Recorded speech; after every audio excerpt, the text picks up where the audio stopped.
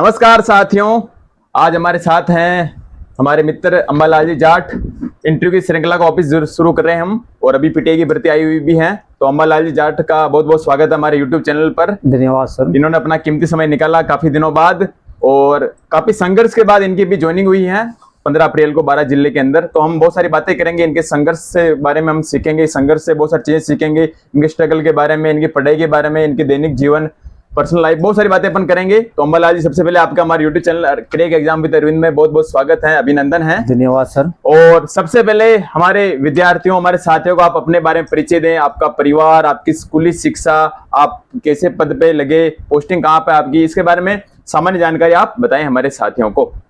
नमस्कार सर, सबसे पहले तो आपको बहुत बहुत धन्यवाद जो आपने फर्स्ट टाइम मुझे कैमरा के सामने बोलने का मौका दिया। मैं अंबालाल जाट, निवासी ककरोलिया घाटी। जैसे कि प्रारंभिक शिक्षा मेरी ककरोलिया घाटी में हुई, उसके बाद में ग्रेजुएशन मैंने शिवचरण माथुर राजकीय महाविद्यालय मांडवगढ़ से की, और डिग्री मेरी जो बीपीएड की है वो पैसिफिक यूनिवर्सिटी उदयपुर से है। अच्छा। और मेरी जो पोस्टिंग है, जो भर्ती तो वैसे 2022 की है, लेकिन कई कारणों से मैं पीछे रहता गया। अंत में दरबार का, भगवान का, दोस्तों का, सभी का सपोर्ट रहा, और आखिरकार मेरा वेटिंग में चयन हुआ। और 15 अप्रैल 2026 को मेरा आखिर में राजकीय उच्च माध्यमिक विद्यालय खंडेला किशनगंज 12 में पोस्टिंग हुई है। अच्छा, तो आपने स्कूली शिक्षा ककरोलिया घाटी से की? जी सर। फिर कॉलेज आपने मांडवगढ़ से किया, फिर पैसिफिक से आपने बीपीएड किया? जी सर। ठीक है, गवर्नमेंट कॉलेज से, यूनिवर्सिटी से ना? जी। तो बचपन से आपका सपना पीटीआई बनने का था, या फिर ये विचार आपके मन में कैसे आया? और आपकी खेल की उपलब्धियां, कबड्डी से जैसे आप बिलोंग करते हैं, तो उसमें आपने कौन कौन सी उपलब्धियां हासिल की, इस बारे में थोड़ा बताइए। देखिए सर, सपना तो क्या कि भगवान ने ऐसे गांव में पैदा किया है जिसको खेल गांव के नाम से जानते हैं, कबड्डी के गांव। हाँ। और जब से पढ़ना लिखना खेलना शुरू किया, तब से हमारे सामने दो गुरु ऐसे थे, हाँ। उनको देखकर सब बड़े हो रहे थे। जैसे सोदान जी राय का है हमारे गुरु परमेश्वर जी जाट, उनको देख रहे थे, तो उनको देख कर ही मन में ये लगता था कि हमारे को इसी क्षेत्र में जाना है। मैंने समझना शुरू किया, जैसे चौथी पांचवी यहाँ तक तो समझते नहीं थे भाई आगे क्या करना है। जैसे जैसे मैंने उच्च शिक्षा प्राप्त की, मेरे को लगा कि भाई आगे कुछ करना है, तो उनको देखता था, और उन्हीं के सानिध्य में और उन्हीं से प्रेरणा लेकर मैं ये सोचता था कि मुझे आगे कैसे भी करके ग्रेजुएशन के बाद मुझे बीपीएड करनी है और इसी क्षेत्र में मुझे जाना है। ये मेरा शुरू से टारगेट था। तो आप खेल में नेशनल तक भी गए हो? सर, मैं 2 बार स्कूल से राज्य स्तर पे भाग लिया है, 3 बार मैं वेस्ट जोन खेल चुका हूँ, और 1 बार नेशनल फेडरेशन कप से खेल चुका हूँ। बहुत ही अच्छी बात है। तो आपके जीवन के संघर्ष के बारे में बताइए, कुछ अपने पर्सनल जीवन के बारे में। देखिए, संघर्ष तो बचपन से शुरू हुआ मेरा, क्या बताए, बचपन से ही जैसे कि 11 माह का था तब से माताजी चली गई थी, और तब से आर्थिक तंगी से ही गुजर रहे थे। लेकिन पिताजी ने कभी आर्थिक तंगी से ऐसे हमें जाहिर नहीं होने दिया कि भाई आर्थिक तंगी है। घर में थी आर्थिक तंगी, लेकिन पिताजी ने ऐसा कभी महसूस होने नहीं दिया कि भाई घर में कुछ कमी है, कहीं या पढ़ने लिखने नहीं दें, या खेलने के लिए रोकें, या कुछ आगे जाने के लिए रोके। उन्होंने हमेशा हमारा सपोर्ट किया। अच्छा, पापा का बहुत अच्छा सपोर्ट रहा आपके। बिल्कुल। फिर भी जैसे निजी जीवन में आर्थिक, पारिवारिक या अन्य कठिनाई के कारण आपकी तैयारी प्रभावित हुई हो, तो आपने उनका सामना कैसे किया? जी, जैसे जैसे स्कूली शिक्षा पूरी हुई, कॉलेज की शिक्षा पूर्ण हुई, और जैसे मैं आगे पढ़ने की सोच रहा था या तैयारी करने की सोच रहा था, तब भगवान की ऐसी घटना हुई, तो पिताजी बीच में छोड़कर चले गए। तो फिर ये कठिनाइयों का सामना करना पड़ रहा था सर। तो उसमें अपने जैसे कि बड़े भैया है, अपनी बड़ी सिस्टर है, उन्होंने मुझे सपोर्ट किया कि भाई आप पढ़ो, आपको जो होगा, जो हम देखेंगे, घर का काम या जितना भी जो कार्य है हम देखेंगे। तो उनका बिल्कुल हमारे साथ सपोर्ट रहा, बड़ी बहन और बड़े भाई का, यानी उन्हीं के सपोर्ट से ही मैं कुछ आगे कर पाया, और आज जो यहाँ हूँ तो उनकी बदौलत है। पिताजी का निधन कब हुआ? पिताजी का निधन हुआ 22 सितंबर 2020 को। 2020 को, यानी कि मेरी जैसे भर्ती आने वाली थी, और मुझे लग रहा था कि अब कुछ करना है, आगे बढ़ना है, या पढ़ने जाना है बाहर। तो ये उस टाइम क्या कि मेरे बड़े भैया भी बीमार थे, तो वो एक समस्या चल रही थी कि भाई हम काम करने वाला नहीं है घर पर, पिताजी अकेला कितना काम करें। तो मैं सोच ही रहा था कि अब बाहर चले पढ़ने के लिए, 1-2 साथी को लेकर या 1-2 साथी के साथ में। तब तो क्या हुआ कि इतने में भगवान ने पिताजी को छीन लिया। तो फिर भैया ने और सिस्टर ने सपोर्ट किया, और मैं बाहर जाकर पढ़ाई की, और वो आज इस मुकाम पर हूँ। बहुत अच्छी बात है। कठिनाइयों के बावजूद आपने अपने लक्ष्य को हासिल किया, और जैसे आपने बताया अपनी बड़ी सिस्टर और बड़े भैया का बहुत बड़ा योगदान रहा आज के बिल्कुल जीवन उन्हीं में। के, जैसे कि पिताजी के बाद में उन्हीं का सपोर्ट था और उन्हीं की वजह से मैं आज यहाँ हूँ, आज उन्हीं के की जीवन देन में है। ऐसे भाई कहाँ मिलते हैं आजकल, हाँ, लेकिन उन्हीं- आपके बहुत अच्छे बहन भाई थे, बड़े भैया बड़ी बहन, तो अपने चैनल के माध्यम से उनको धन्यवाद देना चाहेंगे अम्बालाल जी। बिल्कुल और- बिल्कुल। और इस कठिन समय में आपके प्रेरणा स्रोत कौन रहे, जैसे आप इनका नाम बताना चाहो? पारिवारिक तो आपने बता दिया, जैसे कोई टीचर रहे हो, कोई भी व्यक्ति जिनको देख के आपने प्रेरणा ली हो कि यार वो कर सकते हैं मैं भी कर सकता हूँ? देखिए प्रेरणा स्रोत तो जैसे हमारे गांव में नंजी सर ने को मान लो, शंकर जी सर को मान लो, या दूसरे जितने भी सर, भंवर जी सर हैं गंधेरी वाले, या उनको मान लो, वो भी क्या कि इसी परिस्थिति से गुजर के यहाँ मुकाम हासिल किया था उन्होंने, तो हम उनको ही देखते थे, नंजी सर को, शंकर जी सर को, जैसे कि वो कर सकते हैं, जीरो लेवल से इतने ऊंचे जा सकते हैं, तो अपन क्यों नहीं जा सकते? यानी उन्हीं को देख देख के और उन्हीं की प्रेरणा से हम यहाँ मैं पूछा हूँ। बिल्कुल, आपने अपने आसपास के लोगों नाम लिए, बहुत अच्छी बात है, और एक दो इंटरव्यू ले भी चुका हूं मैं।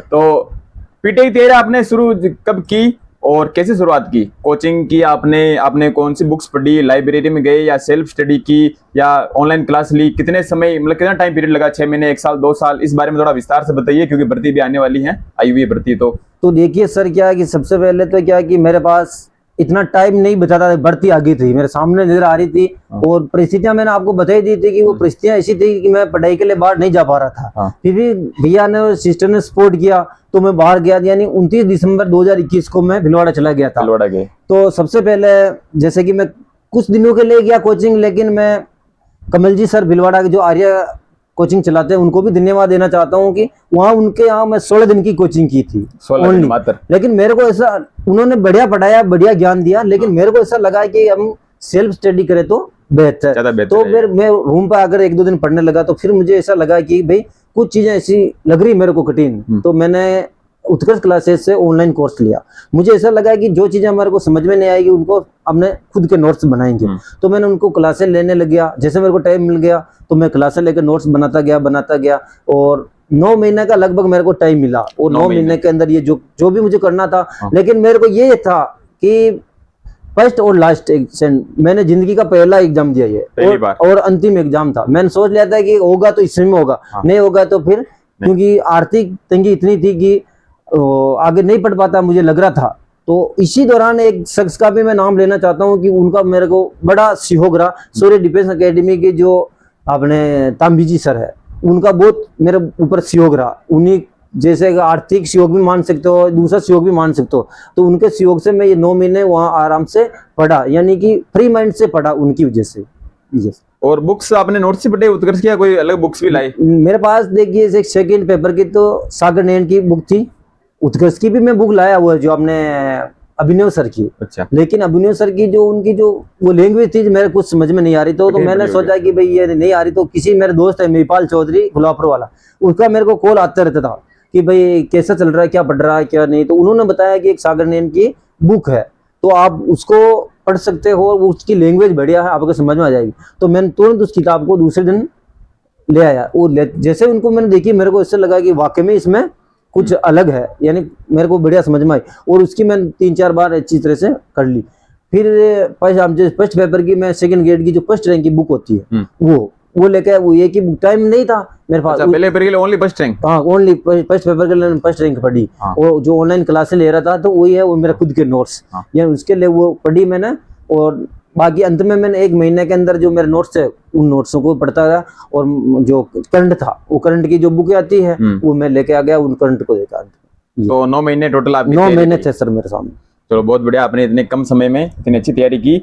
और जैसा कि आपका सिलेक्शन 2023 में होने वाला था, जी सर, है ना, और बहुत सारे बधाई भी दे दी थी, स्टेटस लगा दिए थे कि अम्बालाल जी सिलेक्शन हो गया, हम भी बहुत खुश हुए। लेकिन आपको वेटिंग में आया बाद में, जी और उस वेटिंग के कारण आपकी 2.5 साल लेट पोस्टिंग हुई लगभग, अभी 15 अप्रैल को आप बता रहे हो। तो 2.5 साल लेट ज्वाइनिंग क्यों मिली आपको, इस बारे में? और तैयारी के दौरान आपकी कोई ऐसी गलती हो जिसके कारण आपके 2-3 कितने नंबर से रहे थे वेटिंग से आप? मैं सर 0.63 से 0.63, यानी 0.1 नंबर अपन मान लें। तो ऐसी आपकी कौन सी गलती आपको लगती है जो आप हमारे दूसरे विद्यार्थियों को बताना चाहेंगे कि अगर 1 नंबर और ज्यादा आता तो आप 2.5 साल पहले जॉब लग जाते? अब देखिए सर, उस टाइम तो क्या बताएं, कुछ गलतियां तो जैसे कि मैं ये अपने दोस्तों से, अपने परिवार से, सभी से दूरियां बना ली। सबसे बेस्ट मैं किसी से बात ही नहीं करता था। हाँ। यानी मैंने सिम भी चेंज कर ली थी। हाँ। कि भाई अपने स्तर पे पढ़ना है और अपने तरीके से पढ़ना है। दुनिया से डिस्कनेक्ट हो गए। हाँ, यानी ये मान सकते हैं कि भाई, या हो सकता है कि अपने दोस्तों से कनेक्ट रहते हैं, वो कुछ अलग बताते हैं हमारे को। हाँ। लेकिन मैं क्या अलग हो गया था। मेरे को लग गया था कि अब मेरे को सेल्फ स्टडी करनी है और खुद को इस भर्ती में चयन होना है। या हो सकता है कि मैं जयपुर जाता कुछ दिन के लिए, ज्यादा टाइम मिलता, यहाँ कोचिंग करता, तो हो सकता है कि मेरे कुछ और समझ में आती और अच्छे मार्क्स मिलते, थोड़ा वो टाइम मिलता। या मेरे को माइनस पॉइंट मान सकते हैं, टाइम नहीं था। यानी 9 महीने का समय मेरे पास सामने था। तो आपकी डिग्री कंप्लीट कब हुई थी? डिग्री तो 2019 में होगी सर। तो फिर बीच में 1 साल आपने ऐसे छोड़ दिया? हाँ, ऐसे ही घर पर खेती का काम कर रहे थे। अब अगर आप आर्थिक स्थिति कमजोर है तो भी घर का काम भी देखना पड़ता था, वो काम चल रहा था ऐसे ही हुआ। पारिवारिक स्थिति साथ में लेके उस हिसाब से। और वेटिंग का आपके 2.5 साल जो लेट ज्वाइनिंग का और कारण क्या रहा वेटिंग के बाद भी? देखिए क्या, 28 मार्च 2025 को जैसे कि हमारे वेटिंग का रिजल्ट आ गया, फाइनल रिजल्ट वेटिंग रिजल्ट आया, उसमें क्या मेरा तो वैसे तो होने में तो मूल पदुम हुआ। हाँ। जो बोर्ड में जो सीटें थी, वेटिंग भी आई उसके साथ, लेकिन मेरा जैसे अभी मानते थे ऐसे एक तरह से मूल पदुम है। हाँ। तो उस 28 जून को आ गया और 28 मार्च को रिजल्ट आ गया और 4 जून को हमारी काउंसलिंग होगी, स्कूल अलॉट होगी। तो फिर उधर से जैसे काउंसलिंग हुई और एसओजी का आदेश आया कि भाई इस भर्ती में एसओजी जांच करेगी। और एसओजी ने 10 पॉइंट विभाग को दे दिया कि ये 10 पॉइंट उपलब्ध होने चाहिए, उसी बंदे को ज्वाइनिंग देनी है, उसकी जांच करनी है। तो हमारे यूनिवर्सिटी के वहाँ टीमें की, यूनिवर्सिटी ने चीजें भेजी, कुछ टाइम लगा। तो ऐसे करते करते करते 10-11 महीने का टाइम वेस्ट हो गया और आखिरकार ने दरबार की और दोस्त लोगों के सपोर्ट से 15 अप्रैल 2026 को आखिरकार ज्वाइनिंग होगी। हाँ, तो आपकी किस्मत भी मान सकते हैं ऐसे कि वो वेटिंग भी रह गई, फिर जांच भी चल रही है। हाँ भाई, अगर उस समय ज्वाइनिंग कर देते, जांच भी होती रही तो कोई दिक्कत नहीं, लेकिन वो आपके 10-11 महीने से ऐसे निकले सर। फिर भी कोई नहीं, देर आई दुरुस्त आई जी सर, जो भी होता है अच्छे के लिए होता है। और लिखित परीक्षा और फिजिकल टेस्ट की तैयारी के लिए आपकी रणनीति क्या रही? अब लिखित परीक्षा के तो देखिए सर कि मैं लास्ट के दिनों में मैंने मॉडल टेस्ट भी काफी दिए। हाँ। मैं कि भाई अब देखो, मैं खुद को चेक करना चाहता था। हाँ। कि भाई अपन कितने पानी में है और जैसे पढ़ रहे हैं तो कुछ याद हो रहा है या उस पेपर का लायक है, क्योंकि पहले कभी एग्जाम दिया ही नहीं। तो मैंने सोचा कि इनकी प्रैक्टिस करेंगे। कम से कम मैंने 50 टेस्ट दिए। टारगेट प्लेस के भी दिए, उत्कर्ष वाले भी दिए। तो मैंने जैसे जैसे उनको देता गया, मेरे को लगा कि वाकई में अपना काम तो बन जाएगा। जैसे मैं पढ़ रहा हूँ, सही पढ़ रहा हूँ। ये ऐसे तैयारी। और फिजिकल की तो मैं शुरू से इस चीज में जैसे कमजोरी थी नहीं, फिजिकल में स्पोर्ट्समैन था, तो सर इसकी तो वैसे तैयारी थी। तो रिजल्ट वाले दिन जैसे आप बता रहे हो पिछले साल हुआ मार्च में, उस दिन आपकी और आपके परिवार की पहली प्रतिक्रिया क्या थी? क्योंकि बीच में आपने आज छोड़ दी शायद कि ये होगा नहीं होगा। देखिए, वेटिंग जैसे कि 2 गुना के रिजल्ट के बाद में 1 गुना रिजल्ट आया नहीं आया, तो घर वाले तो ये सपोर्ट कर रहे थे कि कोई बात नहीं, आगे पढ़ेंगे। लेकिन मेरे को अंदर में एक छोटी सी उम्मीद दिखती थी मेरे को कि भाई इस भर्ती में हम ज्वाइनिंग होगी हमारी। तो काफी टाइम निकलता गया। घर वालों की तो उम्मीद खत्म हो गई थी। वो तो ये बोलते थे कि कुछ नया और पढ़ेंगे, हो जाएगा तो भगवान की दया से बढ़िया, लेकिन और पढ़ेंगे, आगे पढ़ना, आप डिमोटिवेट मत होना, हम तैयारी कराएंगे आपको जैसे पहले करवाई। और 9 महीने मिले तो इस बार 1 साल और कराएंगे, 1.5 साल कराएंगे, ऐसे आगे बता दिया। अच्छा, फिर भी आपको उम्मीद थी कि इसमें हो जाएगा? ना, मेरे को उम्मीद थी इसमें कि 100। मैं इसलिए बीकानेर, जयपुर जहाँ जाना था विभाग में मैं जाता रहता था। और इस भाग दौड़ में अहम सहयोग था हीरालाल जाट का, जो ये रात दिन मेरे साथ रहता था। इनका बहुत बहुत जैसे सहयोग रहा इस भर्ती में। यानी कि कहीं पे जाना, इसकी जो ड्यूटी छोड़नी हो, इसको घर का काम छोड़ना हो, कुछ भी करना हो, लेकिन ये इसकी कैसी भी परिस्थिति हो, लेकिन ये इस चीज में मेरा लगातार सहयोग देते रहे। आज भी सहयोग कायम? आज भी सहयोग, आज भी मेरे देखो साथ है। देखो बहुत बिल्कुल ऐसे भाई होने चाहिए। बिल्कुल सर, मित्र तो होते ही हैं, लेकिन ऐसे भाई आपके होने चाहिए। ये भाई है, पहले भाई है, बाद में मित्र। और आपकी सफलता का श्रेय अगर आप किसी देना चाहें तो? देखो, सफलता का श्रेय तो अपने बड़े भैया और सिस्टर और अपने पिताजी को देना चाहता हूँ। उनके साथ साथ दोस्त लोग हैं, जैसे कि मैंने बताया हीरालाल है, मुकेश जी तांबी सर, उनको नहीं भूलना चाहता हूँ। सोलर डिफेंस एकेडमी वाला है, वो है। और अपने जो सर्कल है, अपने गुरुजी मान लो, जैसे शंकर जी सर हैं, वो बीच बीच में उनका कॉल आता रहता था, बताते थे। नंजी सर तो वैसे भिलवाड़े में मिल ही जाते थे। वो ऐसे यानी इनका सपोर्ट मान सकते हैं। और ये वाकई में सपोर्ट करते थे कि भाई कुछ करना है, वरना देख ले आगे तेरे को क्या होगा। कहने का मतलब आगे कुछ रास्ता नहीं है तेरे पास, और आर्थिक कमजोरी है, तो ये आज पढ़ ले तो आज कुछ सफलता मिलेगी। यानी इनकी प्रेरणा से आगे बढ़ते रहे। बहुत ही बढ़िया बात है। और बहुत बार तनाव भी होता है, जी सर। असफलता भी आपको मिली होगी, निराशा भी हुई होगी, तो उसमें खुद को सकारात्मक रखने के लिए आपने क्या किया? बहुत सारे कोई मूवी देखते हैं, कोई गाना सुनते हैं, किसी दोस्त से बात करते हैं, किसी फ्रेंड से बात करते हैं, आपने क्या किया? देखिए सर कि मैं कभी भी किसी चीज़ को कि दिमाग पे नहीं लेता हूँ।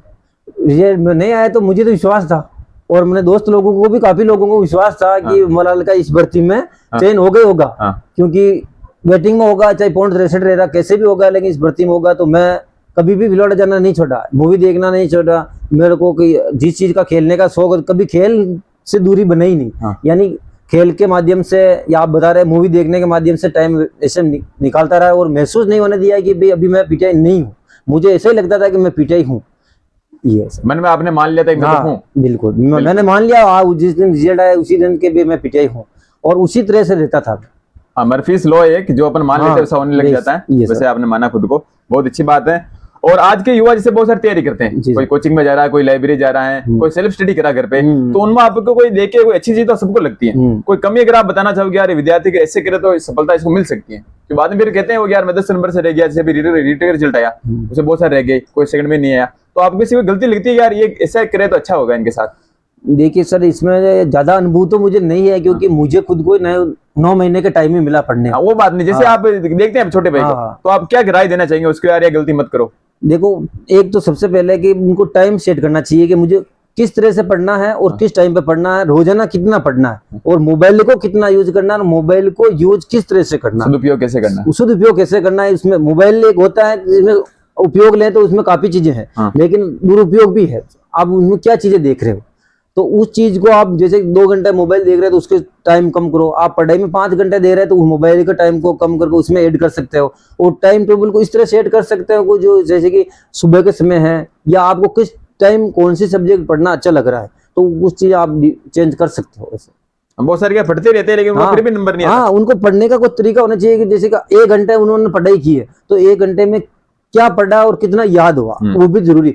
सुबह से शाम तक 12 घंटे पढ़ लिया और शाम को कुछ याद कुछ नहीं, तो फिर उस पढ़ाई का मतलब भी नहीं। 1 घंटा ही पढ़ो, लेकिन उसको थोड़ा तरीके से पढ़ो और पॉइंट वाइज पॉइंट पढ़ो ताकि समझ में आए। और उस चीज को, जो ऐसी चीजें को नोट्स बनाते रहो जो याद होती, उस चीज को नोट्स में कभी नहीं लिखना चाहिए। और जो वो आपको लग रहा है कि भाई ये चीज डाउट में, उस चीज को नोट्स में बनानी चाहिए, और अंत में उस चीजों को पढ़ सकते हैं। ये बिल्कुल सही बात है। मतलब आप पढ़ क्या रहे हो और आपको याद कितना हो रहा है, आपको पता होना चाहिए। कल पढ़ ही रहे हैं फिर कुछ याद नहीं हो रहा तो फिर क्या मतलब? कम पढ़ो लेकिन उसको सही पढ़ो।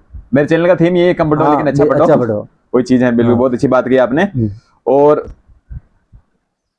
पीटी तैयारी को देने वालों को सलाह देना चाहिए आप, जो पीटी तैयारी कर रहे हैं। अभी एग्जाम है, जैसे अभी पोस्टपोन हो गया, शायद अभी फरवरी मार्च होगा। अब अप्रैल 2027 की बता रहे हैं, अप्रैल बता रहे हैं। अरोरा जी का ट्वीट आया, मैंने भी देखा था कि भाई अप्रैल 2027 तक, यानी उससे आगे भी जा सकते हैं, लेकिन उससे पहले संभव आराम से 8-9 महीने हैं। हो सकता है उनकी पोस्टर बढ़ाना है, वो कुछ अर्चना का ऐसा इश्यू भी बता रहे थे, तो हो सकता है वो बाकी है वो काम। लेकिन जो पीटीआई भर्ती की जो तैयारी कर रहे हैं, जैसे लंबे समय से कर रहे हैं, उनको डिमोटिवेट नहीं होना कि भर्ती आगे बढ़ गई। उनको निरंतर उसी चाल से चलना है कि भाई हम कितना पढ़ रहे थे, कैसे पढ़ रहे थे, उसी तरीकों को आगे बढ़ाना। और नए बंदे जो ऐड हो रहे हैं उनको कम समय मिलेगा, तो उस कम समय को सदुपयोग करें। जैसे कि मैंने 9 महीने के अंदर जो पढ़ाई की, तो वो सोच सकते हैं कि भाई कम समय में भी हम इस चीज को तैयारी कर सकते हैं और अप्रैल तक अपने कोर्स को कंप्लीट कर सकते हैं और आगे वापस। जैसे अभी 9 महीने मिल गए उनको, अभी जून को अपन काउंट नहीं करे तो भी 9 महीने हो गए सर, तो भी 9 महीने मिल रहे हैं वापस, तो इतने कम समय में भी वो लग सकते हैं, लग सकते हैं। तो आप इनसे प्रेरणा ले सकते हैं इस बात से। और लास्ट क्वेश्चन मेरा रहेगा कि यदि आपको अपने संघर्ष के दिनों में कोई एक गलती सुधारने का मौका मिले, यार वो गलती मैं नहीं की होती तो मैं पहले जॉब लग जाता, या पहले कोई छोटी जॉब कोई लग जाता, लेकिन लग जाता। सबसे बड़ी गलती तो अपने जीवन में कोई गलती आपको लगे? बिल्कुल एक बड़ी नहीं, बहुत बड़ी गलती है क्या कि मैं जैसे ही मेरा ग्रेजुएशन कंप्लीट हुआ, परमेश्वर जी सर मेरे पास आए, कंप्लीट ही नहीं हुआ था, फाइनली चल रहा था, ये फाइनल चल रहा था। उन्होंने मेरे को बताया कि भाई तेरे को, वो क्या गुस्सा करते थे, तो उन्होंने मेरे को गुस्से में बोला, तूने बताया नहीं कि तेरा ग्रेजुएशन कंप्लीट होने वाला, आगे क्या करना। तो मैंने जैसे एक सामने आ गए तो मैं क्या डर गया, अब क्या बताऊं। तो उन्होंने एक मेरे को मुक्का मार दिया, तेरे को पता ही नहीं कि आगे तेरे को क्या करना, जबकि मुझे तो पता था, लेकिन उनके सामने मैं नहीं बोल पाया। तो उन्होंने बोला कि भाई तेरे को बीपीएड करनी है, ग्रेजुएशन होता ही और विद्युक्ति आती है, आपको मैं बता दूंगा भाई कब से क्या करना, ठीक है। तो वो जाते ही कुछ दिनों में हम क्या कि एमए के फॉर्म पढ़ने आ रहे थे आपने भिलौड़ा एमएलए कॉलेज में, तो वहाँ एक टीम बन रही थी। तो मैंने क्या सोचा कि ककरोला घाटी के 5 लड़के हो रहे हैं, 1-2 मिलने वाले टीम है यार, यहाँ से टीम बना लेते हैं, वेस्ट जोन खेल लेंगे वहाँ। तो वहाँ एडमिशन करा लिया मैंने परमेश्वर सर को बताया नहीं कि भाई मैं बीपीएड के लिए आवेदन कर रहा हूँ कि नहीं कर रहा हूँ। वो तो भूल गए कि भाई वापस बताएंगे करेंगे चलते रहेगा। तो मैं वहाँ एडमिशन ले लिया और खेलने चला गया एमए में ना। हाँ एमए में। हाँ। और उधर मैं 1 साल एमए की। हाँ। और अगले साल वापस मैंने आवेदन किया बीपीएड के लिए और मेरा नंबर आ गया काउंसलिंग से। हाँ।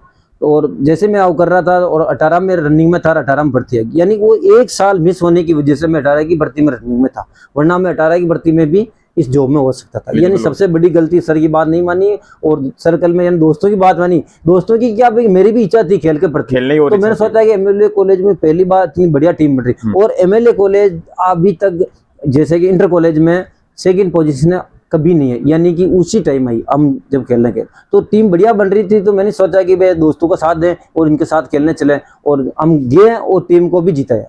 लेकिन वो मेरी बड़ी गलती होगी, मैं एमए की कहीं जरूरत नहीं मेरी जैसे इस लाइन में, लेकिन फिर भी मैंने गलती से एमए की और 1 साल मिस होने की वजह से आज मैं 26 में जाकर ज्वाइनिंग की, यानी 18-19 में कर सकता था। 5-6-7 साल पहले आप लग जाते। ये सबसे बड़ी गलती थी और मेरे जो प्रेरणा स्रोत है उन्हीं की बात मैंने नहीं मानी। तो गुरु जी बात नहीं मानी आपने? हाँ, उन्हीं की बात नहीं मानी। तो गुरु जी बात आपको हमेशा माननी चाहिए। माननी चाहिए। हाँ।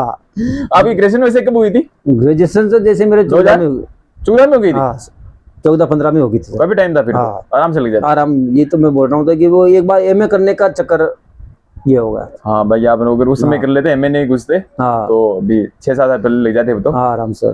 ये मेरी सबसे बड़ी गलती होगी। बाकी जैसे मेरा दोस्त है मुकेश तेली, तो उसने मुझे बताया कि उसके जब 10th में सर्टिफिकेट बन गया था नेशनल का, फिर उसके बाद उन्होंने खेल खेले ही नहीं, केवल पढ़ाई में लगा। तो बहुत सारे ऐसे मैंने देखे जो केवल एक बार सर्टिफिकेट बना लेते नेशनल का, फिर वो खेलते नहीं, फिर वो केवल पढ़ाई में ध्यान देते हैं। देख बिल्कुल, ये भी उन्होंने अच्छा किया कि उनको लगेगा कि अब ये हमारा नेशनल का सर्टिफिकेट हो गया, अब इस क्षेत्र में आपको जाना है तो पढ़ना पड़ेगा। देख, खेल के साथ पढ़ाई जरूरी और पढ़ाई के साथ खेल भी जरूरी।